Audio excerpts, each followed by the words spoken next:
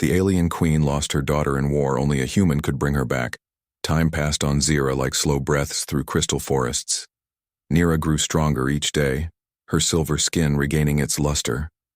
Her voice filling the palace halls with songs that mixed Kailari chants and human lullabies. She still carried the one-eared rabbit everywhere, even to council meetings where elders frowned but said nothing. For the queen had changed, and so had the rules. Lyra watched her daughter with quiet awe, but beneath her relief a new worry took root.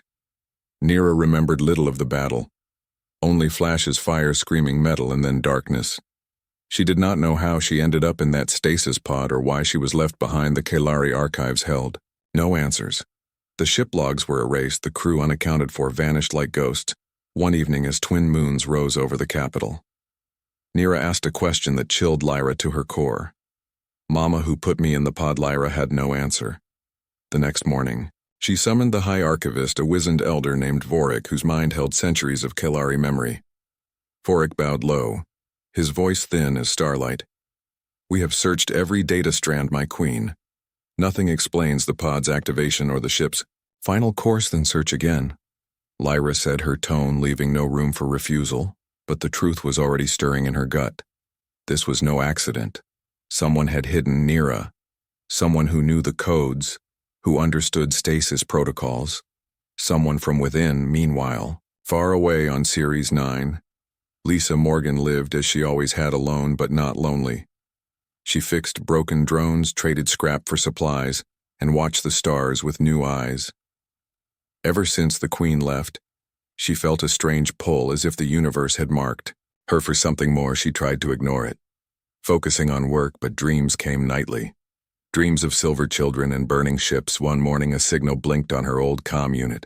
Weak, encrypted, but human origin. She almost deleted it, but something made her decode it. The message was short, urgent, and signed with a name she had not heard in years. Kate. Lisa's hands shook. Kate had been her squad leader during the war. They had fought side by side on Series 9 until the final retreat. Kate was presumed dead, lost in the Kailari bombardment, yet here was her voice in text form, alive. Meet me at the old relay station, Sector G7, if you get this. Come alone. Lisa stared at the words for a long time, then packed her plasma cutter, extra rations, and the glowing crystal flower the queen had sent. She did not know why, but she tucked it into her coat pocket like a talisman. The journey took 2 days across cracked plains and rusted ruins. The relay station stood half buried in sand, its antenna bent like a broken spine. Lisa approached at dawn, gun ready. But heart open, Kate emerged from the shadows, thinner than Lisa remembered. Her face scarred, her eyes haunted but alive. You came, she whispered. I thought you were dead. So did I, Kate said. I was captured, taken to a black site. Not Kailari human. Lisa froze. What they called it, Project Echo. Kate explained, a secret program run by the Old Earth Alliance. They wanted to weaponize alien tech, but not just any tech. They wanted Kailari biology, specifically the royal bloodline. Lyra's blood ran cold even light years away, as if she sensed the truth unfolding. They kidnapped Nira during the chaos of the final battle, Kate went on. They used stolen Kailari codes to board the scout ship and extract her before the fleet arrived. They planned to use her DNA to create hybrid soldiers. But why keep her alive in stasis? Because she fought back, Kate said fiercely. She damaged their main lab, triggered a lockdown. They had to freeze her until they could control her, but then the war ended, the Alliance collapsed, the project went dark. Most scientists fled or died. I escaped during the chaos and hid ever since. Lisa's mind raced, so the pod wasn't left by accident, it was abandoned. Yes, and I think they're coming back. Before Lisa could ask more, a low hum filled the air, the ground vibrated faintly. Not Kailari, not human. Something else. Kate grabbed her arm. We have to go now. They ran as the sky split open. A sleek black vessel descended, silent and sharp. Like a knife, it bore no markings, only a symbol. A double helix wrapped in chains back on Zira. Lyra felt a sudden sharp pain in her chest. A queen's intuition screaming danger. She rushed to Nira's chamber to find her daughter standing by the window, staring at the stars with wide eyes. They're coming, Mama, she whispered. Who? The ones who took Lyra activated the palace defense grid. Alarms blared across the city, but she knew shields would not be enough. This enemy did not fight with ships or lasers they fought with secrets and silence. She made a decision, one that broke every law of her people. She opened a secure channel not to her fleet, but to Series 9, to the only human she trusted. Lisa answered on the first ring, her face streaked with dust, her eyes sharp with urgency. "They found me," she said. "I know," Lyra replied. "They have found us both." Kate stood behind Lisa. Now her face grim. "We know where their base is, deep in the void belt past the dead moon of Orus. It's shielded, hidden. But I memorized the coordinates." Lyra did not hesitate. "Send them." Within hours, the fastest Kailari courier ship streaked toward the fringe. Its hull cloaked its mission secret aboard. It carried not soldiers, but the Queen herself and her daughter. Meanwhile, Lisa and Kate prepped an old freighter, the only ship fast enough to reach the void belt before the black vessel caught up. They worked in silence, fueled by fear and purpose. During the jump, Nira sat beside her mother, holding the crystal flower. "You gave her this," Nira said softly. "Yes, she kept it safe, like I kept you." Lyra touched her daughter's hair. "I am sorry I was not there." "You are here now, at the edge of known space." The freighter and the courier met in silent orbit. Lisa and Kate boarded the alien ship without fear. The Kailari warriors watched them with wary eyes, but stepped aside when the Queen nodded. The base on Orus Moon was a nightmare of steel and shadow, buried under ice and rock, its halls lit by cold blue lights. The air smelled of chemicals and old blood. Lisa led the way, her plasma cutter humming. Kate followed with a stolen pulse rifle. Nira clung to her mother's side but did not tremble. They found the lab deep in the core. Rows of stasis pods lined the walls, some empty, some holding small silver forms. "All children?" Nira gasped. They tried to make more like Malira's rage was a storm held in check. She moved like lightning, disabling guards with precise strikes. Her claws flashing in the dim light. Lisa and Kate covered the exits, their human weapons barking in short bursts. In the control room, they found the lead scientist, an old man with tired eyes. He did not resist. "You don't understand?" He said. "We were trying to save humanity. The Kailari would have wiped us out. We needed their strength. You stole a child." Lyra said, her voice low and deadly. "She was the key." Nira stepped forward, small but steady. "I am not a key. I am a person."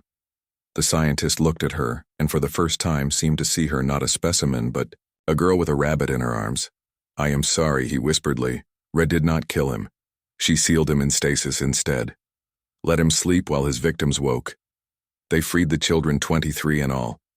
Some Kailari, some human, some something in between all." Confused, scared but alive, Lisa knelt beside a small human boy no older than 6 and held out her hand. "It's okay," she said. "We are going home, back on the ship." Nira sat among the rescued children, humming the lullaby Lisa had once sung in the ruins of War. The crystal flower glowed softly in her palm. Lyra watched from the doorway, her heart full not just with relief but with purpose. The war was over, but the healing had just begun. As the fleet returned to Zera, a new message was broadcast across all channels, human and alien alike. The Kailari Queen declared no more secrets, no more hidden wars, no more stolen children from this day forward. All species would protect the young, the weak, the lost. And Series 9 Lisa stood under open stars, Kate beside her, the freighter quiet behind them. "You did good," Kate said. "We all did." Far above, the twin suns of Zyra rose over a palace now filled with laughter and healing.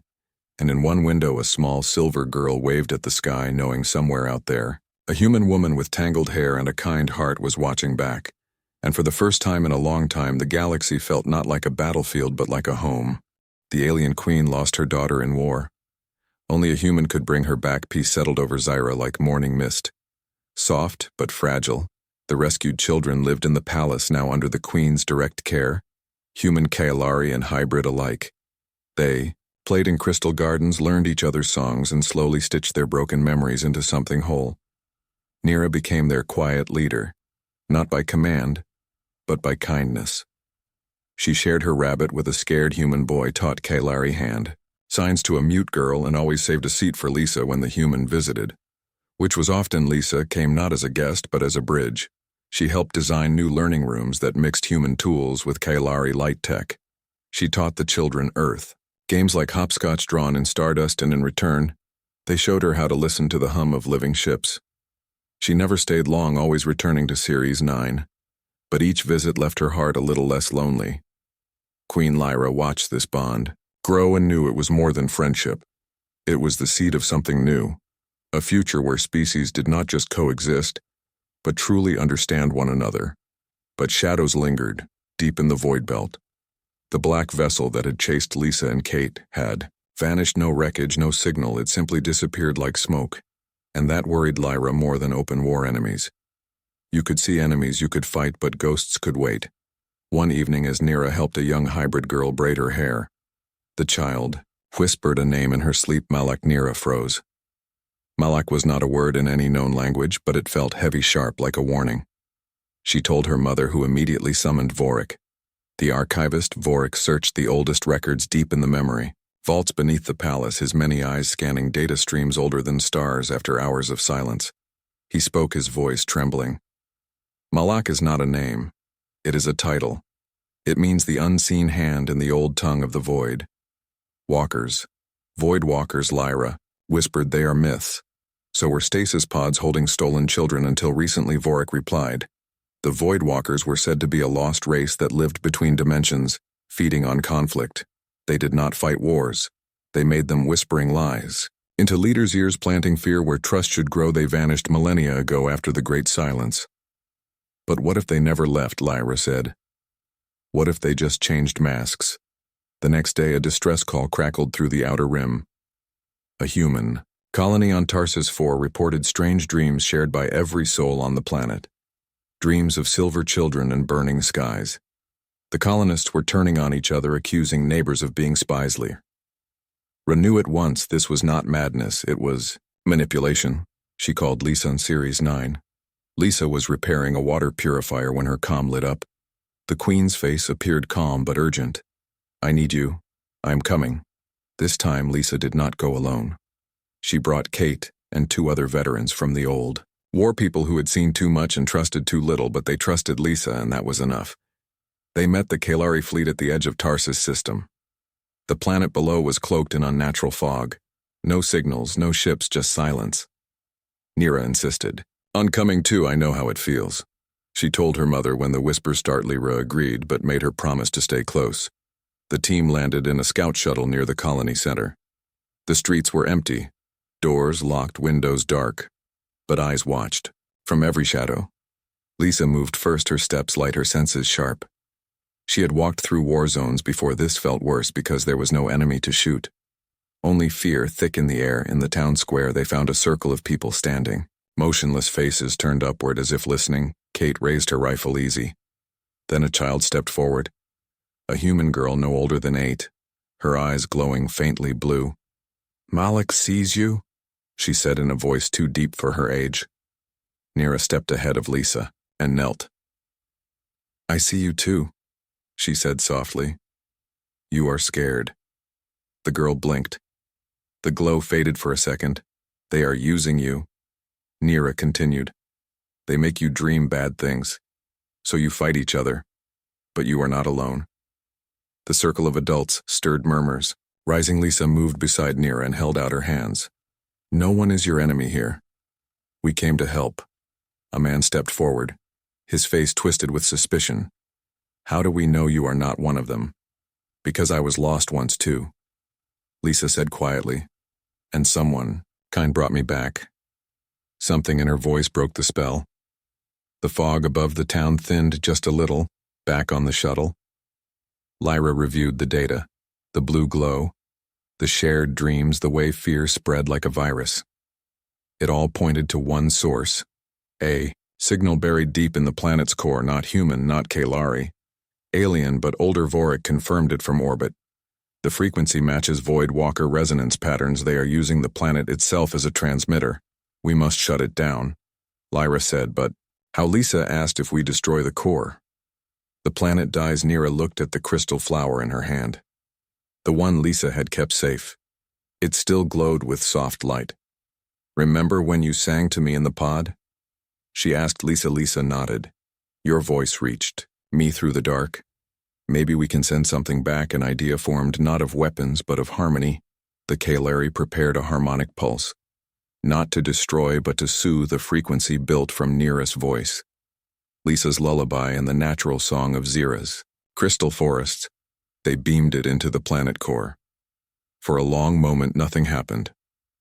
Then the fog lifted, the blue glow vanished from every eye, and the people of Tarsus, four blinked as if waking from a long nightmare in the silence that followed. A new sound rose, children laughing, but the victory was not complete. As the fleet prepared to leave, a final signal pulsed from deep space. Not a threat, not a warning, just 3 words in every language known. We are watching. Lyra knew then the Void Walkers were real and they were not gone. They had been testing, watching, waiting to see if the galaxy would fall back into old ways or choose something new. She made a choice, on the central broadcast channel used by every major species. She spoke not as a queen, but as a mother. "We see you," she said, "and we are not afraid. We will not fight you with hate. We will drown your shadows with light. We will fill your silence with song." Then she did something no Kael'ari ruler had ever done. She invited every species to Zyra, not for war, not for trade, but for a gathering of children. The response surprised everyone. Human ships came not with weapons but with toys and books. Kael'ari vessels carried seeds and songs. Reptilian clans brought stories woven in scale patterns. Even the silent gas giants sent floating orbs that hummed with color on the great plain below the palace. Children met for the first time without fear. A human boy showed a Kael'ari girl how to skip stones across a light pool. A reptilian child taught Nira a dance that mimicked star movements. Lisa sat on a rock watching it all. A quiet smile on her face, Kate joined her. "You did it." "No," Lisa said. "We did it." Nira ran over breathless, her rabbit tucked under one arm. "Lisa, will you stay tonight?" Lisa looked at the sky, then at the queen, who nodded from afar. "Just tonight," she said. That night, under twin moons and unfamiliar stars, the children slept in a great circle, wrapped in shared blankets. Some silver, some brown, some scaled, some feathered, all dreaming. The same dream. A dream without war. Lyra stood guard, not with soldiers, but with hope. Far away in the dark between galaxies. Something shifted. The unseen hand hesitated for the first time in eons. Not because it was defeated, but because it was confused. How? Do you fight kindness? How do you silence a lullaby? It had no answer, and in that silence a new age began. Not with a bang, but with a whisper, a child's laugh, a shared song, a rabbit with one ear, and a human woman who once chose to care when no one else would. The galaxy would never be the same. The alien queen lost her daughter in war. Only a human could bring her back. The years settled into a rhythm, like the pulse of twin suns rising and falling over Zira. The gathering had grown beyond a festival.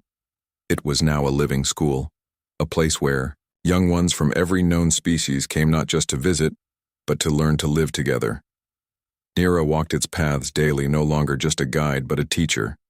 Her voice calm, her presence steady. She showed Kael'ari children how to listen to human heartbeats, and taught human kids the silent language of starlight used by the Void Walkers who now lingered at the edges of the gardens. Not as ghosts, but as quiet students. Lisa stayed longer with each cycle, her old freighter parked near the palace like a familiar friend. She no longer fixed scrap for survival, but built things for joy, a swing made from woven light for the gas giant younglings, a music box that played lullabies in 10 languages, a small greenhouse where earth flowers grew beside Kael'ari, crystal vines. She even adopted a stray voidwalker, a tiny ripple she named Spark, who followed her like a shadow and loved to curl around her coffee cup in the mornings. Queen Lyra watched all this with quiet pride, but her mind never fully rested. Peace was not a destination. It was a practice, and practice required vigilance. One morning a signal arrived, not from the fringe but from the core worlds. A human delegation requested an audience not for trade or alliance, but for something deeper. They wished to join the school permanently, to send their children not as guests but as residents. Lyra agreed, but knew it would test the fragile balance. The first human families arrived nervous and wide-eyed. They brought few belongings, but many. Fear's old stories of Kael'ari cruelty still whispered in their homes. Yet they came because their children asked too. The first week was tense. Adults watched each other from a distance. Children clung to their own kind. Then Maya, now 12 and strong. From Ellis Point stepped forward. She had come with her father, who now served as a water engineer for the school. She walked straight to a group of Kaolari girls and held out a bracelet made of recycled metal and glowing moss. "For you," she said. One of the girls hesitated, then took it and placed it on her wrist, where it pulsed softly with warmth. That small act opened a door soon. Human children were learning to shape light with their thoughts. Kaolari kids were tasting human fruit and laughing. At the sour faces they made, the Voidwalkers even began to mimic games, their forms shifting into hopscotch squares or hide-and-seek clouds. Lisa watched it all from her greenhouse, where she now taught botany to mixed groups of students. One day, a small hybrid boy asked, "Why do you stay here when you could go anywhere?" "Because this is where healing grows," she said. "And someone has to water it." But not all healing was easy. Nira began having nightmares again, not of fire or stasis, but of silence, a deep, endless quiet where no one answered when she called. She told Lisa, who held her hand, and said, "Sometimes the past does not leave. It just learns to sit quietly beside you." To help Nira, the queen called for a new kind of gathering, not for children, but for those who carried war in their bones. Former soldiers from every species came not to fight but to speak. They sat in a circle under open stars and shared their regrets, their losses, their shamea. Kaolari warrior spoke of burning a human nursery. By mistake, a human pilot confessed to targeting a school ship thinking it was armed. A reptilian commander wept as he described leaving his wounded behind to save the mission. Lisa spoke last. "I found a child in a broken ship and I almost walked away because I was tired, because I thought nothing good could come from war, but I stayed, and that changed everything." Nira listened from the shadows, her heart aching but also mending. After that, the nightmares lessened. Meanwhile, Spark the Voidwalker began to change. No longer just a ripple, it started to hold shape more often, taking the form of a small silver fox with eyes like liquid night. It followed Lisa everywhere and even learned to fetch tools, though it passed through walls when bored. One evening, as Lisa sat on the palace steps, Spark curled in her lap and let out a sound like wind through glass. "You are happy," she said. Spark pulsed warmly. Nira joined them, holding a new toy. She had made a small figure with 6 arms and tangled hair. Lisa laughed. "That is me." "You are important," Nira said simply. "Not just me." Lisa replied, "All of us." The next challenge came not from outside but from within. A group of Kaolari traditionalists led by Elder Karan declared the school a betrayal of their ways. They claimed mixing blood and thought would weaken the hive mind. They demanded the humans and Voidwalkers be sent away. Lyra did not punish them. She invited them to the school. Cora refused until his granddaughter secretly attended a music class and came home humming a human tune. Shamed but curious Cora came the next day. He watched as his granddaughter played a flute made of bone and light beside a human boy who beat a drum with hands wrapped in Kaolari thread. He said nothing but stayed. For the whole lesson, the next week he returned with other elders. They did not speak, but they watched, and watching became listening, and listening became understanding. One day Cora approached Lisa as she pruned her roses. "You grow things that should not bloom together," he said. "Yet they do," she replied. He nodded slowly. "Perhaps we were wrong to fear the bloom. Peace was not built in grand declarations, but in moments like this." Then came the day the beacon on Orus Moon flared. Not with a call, but with a gift. A ship emerged, not of metal or crystal, but of woven starlight. It carried no weapons, no crew, just a single seed. The Voidwalkers had made it. Nira received it with bare hands. It was warm and hummed with life. "What is it?" Lisa asked. "A new beginning," the queen said. They planted it in the center of the school. Within hours it grew into a tree with silver leaves and blue fruit. Each leaf showed a memory not of war, but of kindness. A human sharing water, a Kalari shielding a child, a Voidwalker calming a storm. The tree became the heart of the school children gathered beneath it to learn to rest, to dream. Years passed. Lisa's hair turned gray, but her hands stayed steady. She trained new teachers, human and alien alike. Nira became the head of the school, her wisdom beyond her years, yet her laugh still light. Queen Lyra stepped back slowly, not from duty but to let the next generation lead. One evening as the twin suns set, Lisa sat beneath the memory tree. Spark at her feet, Nira beside her. "You ever miss Series 9, Lisa asked. "Sometimes," Nira said, "but I found a new home here." "Me too." They watched as children of every kind played together. a human girl teaching a void walker how to braid hair, a Kalari boy showing a reptilian how to climb the crystal vines. Lisa reached into her pocket and pulled out the old one-eared rabbit. Now so worn its fur was nearly gone. Nira took it gently and placed it in the branches of the memory tree where it glowed softly among the leaves. It belongs here, she said as Lisa whispered. It does. Far above the stars turned in their courses, silent and vast, but no longer cold. For the first time in history, the galaxy was not a place of hiding, but of belonging. And in the quiet heart of Zira, a human woman, a silver queen and a child who had once been lost, sat together not as saviors or rulers but as friends. The war was not just over, it was forgotten. The alien queen lost her daughter in war. Only a human could bring her back. Years flowed like starlight across the galaxy. The gathering of children on Zira became an annual event. Not just a meeting, but a promise renewed each cycle. More species came not out of duty but desire. Young ones arrived wide-eyed, eager to learn games that crossed language and form. Elders watched from the edges, their old fears softening with each shared meal. And Songnira was no longer just a princess. She was a guide. A quiet force who moved between worlds with ease. She still carried the one-eared rabbit, though its fur had faded and its seams stitched many times over. Lisa visited often now, not as a stranger, but as family. She taught human history to Kalari students and learned alien botany in return. Her hands, once used only for cutting scrap, now planted gardens that bloomed in colors no single world had ever seen. Queen Lyra ruled differently now. Her decrees were fewer, but deeper. She listened, more than she commanded, and when she spoke, it was often to ask, not to order. The council grumbled at first, but even they could not deny the change. Peace was not just the absence of war, it was the presence of trust, and that trust grew in the spaces between species where children played and stories were swapped. But peace is never a wall, it is a door, and doors can be opened from either side. One cycle during the gathering, a young reptilian boy named Torv collapsed during a game. His scales turned dull, his breath shallow. Healers rushed to him, but their tools failed. His biology was too different too. Rare panic flickered through the crowd. Old instincts rising. Humans stepped back. Kaelari formed protective rings around their young.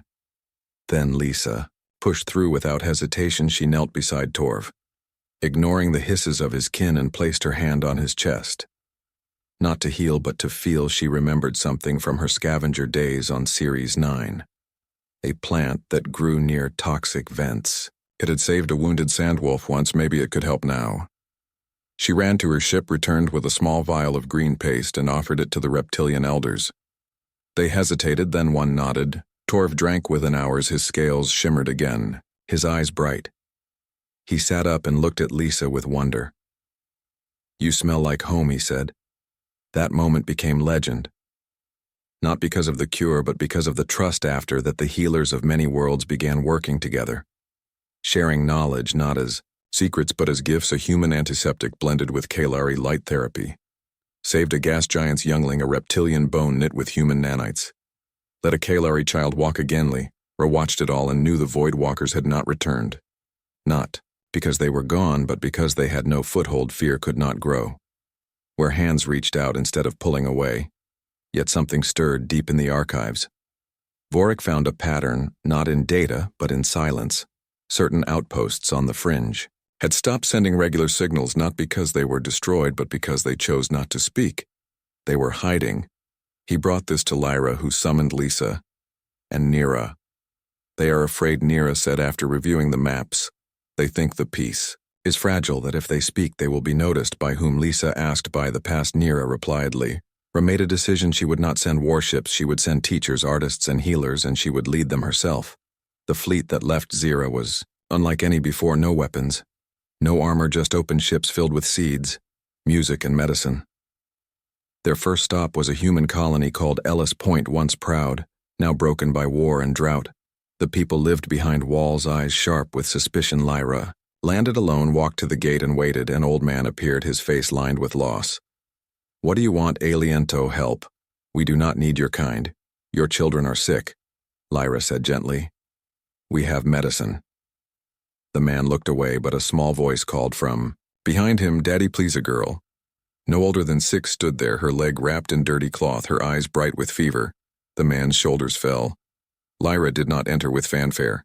She sat on the ground beside the girl, cleaned her wound with Kalari, mist, and sang a soft tune. Lisa joined her soon after, bringing clean water and food. Word spread. By the 3rd day, the walls were still standing, but the gates stayed open. At night, Lisa sat with the girl whose name was Maya. "You remind me of someone I once found in a broken ship," Lisa said. Maya smiled.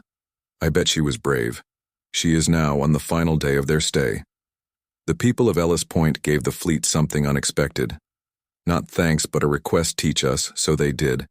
They showed how to purify water with crystal filters, how to grow food in dry soil using Kailari root patterns, how to mend bones and hearts alike. As the fleet prepared to leave, Maya ran to Lisa and pressed a small carved bird into her hand made from scrap metal. "I made it for you." Lisa tucked it beside the crystal flower in her pocket. The next stop was a Kailari outpost, long cut off from the hive mind. Its people had grown wild. Their language changed, their customs hardened. Nira went first, not as a princess, but as a child. She sat outside their gates and began to braid grass into shapes, animals, stars, a rabbit with one ear. The outpost children watched, then crept closer by. Dusk, they were laughingly. Ra did not speak to their leader until the 3rd day, when he came to her not with a weapon but with a question. "How do we rejoin without losing ourselves?" "You do not rejoin," Lyra said. "You add your voice to the song." The pattern repeated across the fringe, world after world. Fear gave way to curiosity, then to trust. But one place remained silent. The dead moon of Orus, where the black base had once stood. Scans showed no life, no power, no signal. Yet something drew them there. When they arrived, the surface was empty. But beneath the ice, a faint pulse beat slow and steady. Nira felt it first in her chest, a hum like a lullaby out of tune. They dug carefully, using light tools, not drills, and found a chamber not built by human or Kailari hands. The walls were smooth black, etched with symbols that shifted when stared at too. Long in the center floated a single orb. Dark and still, Vorik warned, "Do not touch it. It is a memory trap." But Nira stepped forward. "I think it wants to be heard." She reached out, light exploded. Not blinding, but revealing, visions poured into their minds, not of war, but of sorrow. A race older than stars, the Voidwalkers, were not monsters. They were survivors of a war so great, it shattered their home dimension. They fled into the cracks of reality, and in their loneliness they began to twist other wars, hoping to find a way back, or at least to make others feel their pain. They did not want to rule. They wanted to be seen. Nira pulled her hand back. Tears in her eyes. "They are lost like I was." Lyra understood then. The enemy was never evil, just broken. She turned to Lisa. "What would you do?" Lisa looked at the orb, then at the children waiting on the ships above. "I would offer them a seat, so they die to sing the combined knowledge of every species." They built a beacon, not of power, but of welcome. A signal that said, "You are not alone. You do not have to hide." They placed it on Orus Moon and left it humming. Weeks passed, nothing happened. Then one night on Zira, Nira woke to a sound outside her window, a soft chime like glass in wind. She looked out and saw, at a ripple in the air, not a ship, not a creature, but a presence thin and shimmering like heat haze. It hovered near the garden where Lisa's mixed flowers bloomed. Nira walked out barefoot. The presence did not flee. She held up the one-eared rabbit. The ripple pulsed gently, then formed a shape, a small figure made of starlight with too many eyes and no mouth. It reached out a tendril of light and touched the rabbit. For the first time in 10,000 years, the Voidwalker felt safe. It did not speak. But in that moment, everyone on Zira felt its relief. Lyra joined her daughter and placed a hand on her shoulder. "Let them stay." Word spread again. Not of fear, but of wonder. The unseen had been seen and accepted. The annual gathering grew larger, not just children now, but elders, former enemies, artists, and even a few quiet ripples that watched from the edges, learning how to be still without hiding. Lisa stood one evening beside the Queen, watching the sunset over the crystal fields. "You changed everything," she said. "No," Lyra replied. "You did. I just kept one pod running, and in doing so you kept hope alive." Nira ran up. Then, breathless, her rabbit in one hand, A new friend, a small void walker made of light in the other. "Look, Mama Lisa, they want to learn." Hopscotch Lisa laughed and took Nira's free hand. "Come on, then let's teach them," as the three of them walked toward the playing field. The twin suns dipped below the horizon, not ending the day but cradling it in soft light, and somewhere in the vast quiet between stars a lost race began to remember how to belong. The war was truly over, not because it was won but because it was no longer needed. The alien queen lost her daughter in war, only a human could bring her back, beneath the twin suns of Zira. The queen of the Kailari stood alone on the obsidian balcony of her floating palace. Her silver skin shimmered with sorrow, her 6 eyes fixed on the distant battlefield where smoke still curled from the ruins of the last human colony. The war had ended 3 cycles ago, but for Queen Lyra the pain had not faded. Her only child, Princess Nira, had vanished during the final assault. No body, no signal, no trace, only silence. The Kailari were ancient, proud, and feared across the galaxy, their ships carved from living crystal. Their warriors trained from birth to serve the hive mind. Yet for all their power, they could not find one lost girl. Lyra had scoured every sector, sent drones through wormholes, interrogated prisoners, and even bargained with outlaw syndicates. Nothing worked. The council urged her to accept Nira as lost to move on to produce another heir. But Lyra refused. She would not let her daughter become a footnote in history. Then came the report from the fringe world of Series 9. A human female named Lisa Morgan had been spotted near a derelict Kailari scout vessel, the same model that had carried Nira during the battle. Lisa was a scavenger, not a soldier, small with sunburned skin and tangled brown hair. She wore patched boots and carried a plasma cutter, like it was an extension of her arm. She had no known ties to the military, no record of violence, just a loner, who survived by picking through the bones of dead wars. Lyra watched the surveillance footage again and again. Lisa moved with a strange calm around the alien wreckage. She did not fear it. She studied it. She even sang to herself while working a soft, human tune that somehow made the queen's hearts ache. The council dismissed it as coincidence, but Lyra felt something deeper, a pull she could not explain. Against all protocol, she ordered a silent dropship to Series 9. No guards, no weapons, just herself wrapped in a cloaking veil that bent light around her tall form. She landed at dusk near Lisa's makeshift camp, a dome of salvaged metal sheets and solar panels. The human was cooking something over a small fire, beans by the smell. Simple. Food for a simple life. Lyra stepped into the firelight, the veil dissolving like mist. Lisa did not scream. She did not run. She just stared, her eyes wide but steady. "You're the queen?" Lisa said, her voice rough but clear. "I saw your face on old war broadcasts." Lyra inclined her head. "You know why I am here?" Lisa poked the fire with a stick. "I might." She paused, then looked up. "I found something in that scout ship, something alively." Russ' breath caught alive. Not alive like breathing, Lisa clarified, but alive like waiting.